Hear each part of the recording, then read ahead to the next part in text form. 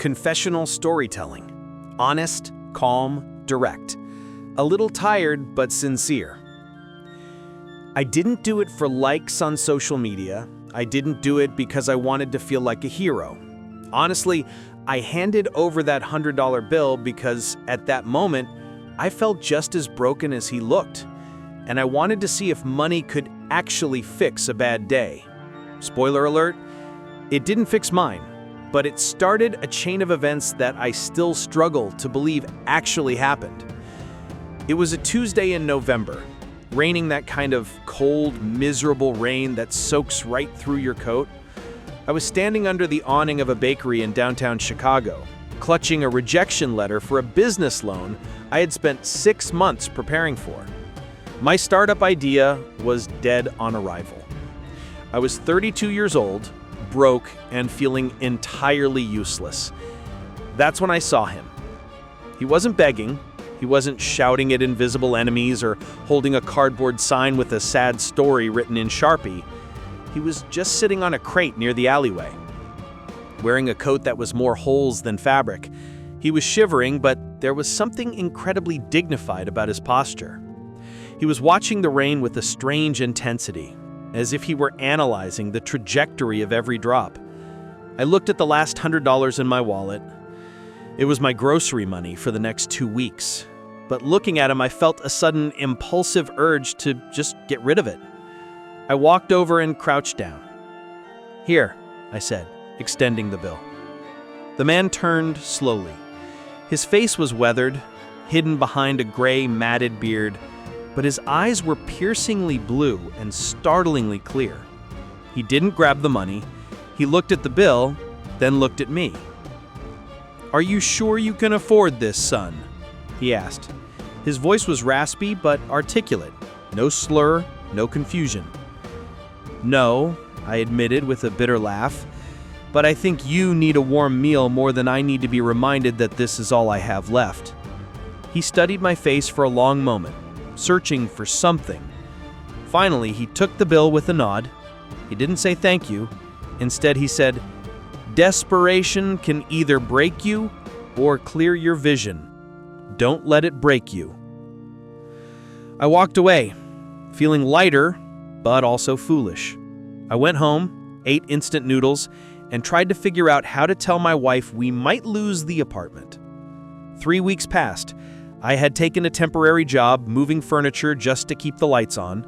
I was exhausted, sore, and my dreams of running my own architectural firm felt like a distant memory. Then, I got a phone call. A woman with a crisp, professional voice asked for me by name. She said she was calling from the offices of Sterling and Vance, one of the largest real estate development firms in the city. She said, "Mr. Sterling would like to discuss a potential project with you. Can you come in at 10 a.m. tomorrow?"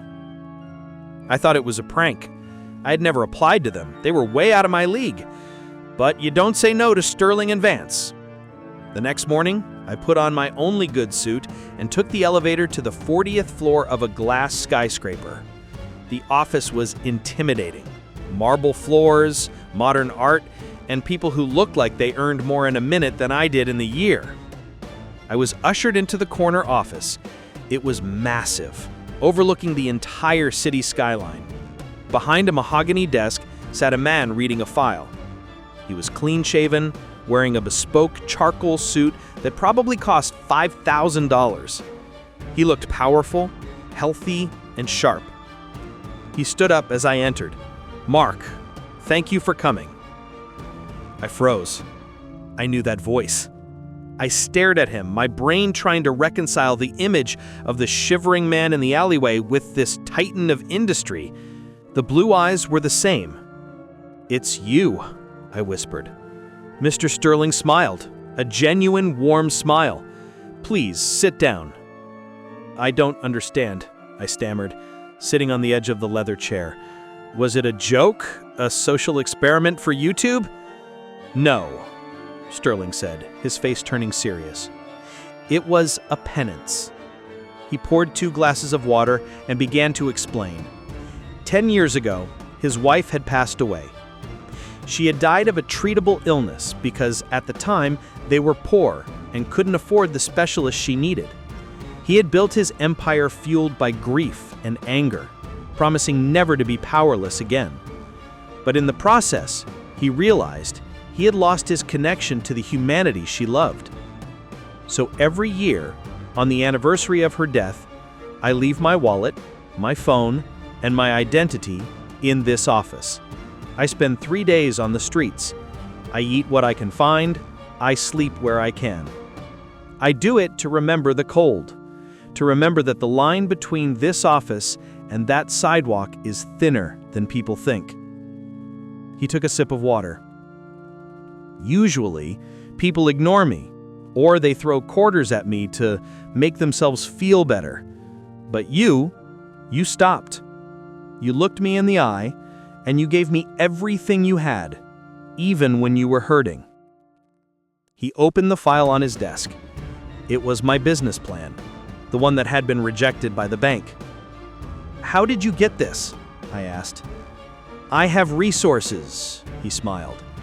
"I looked into you after our meeting. You're a talented architect, Mark, but your designs focus on affordable, sustainable community housing. Banks hate that. There's not enough quick profit in it." He slid a check across the desk. I looked at it. The amount was staggering. It was enough to fund my startup for 3 years. "I don't want to give you charity," Sterling said firmly. "This is an investment. I'm buying 20% of your company. I want you to build those housing projects you dreamed of. I want you to run the division of my company that focuses on giving people a second chance." I was shaking. "Why?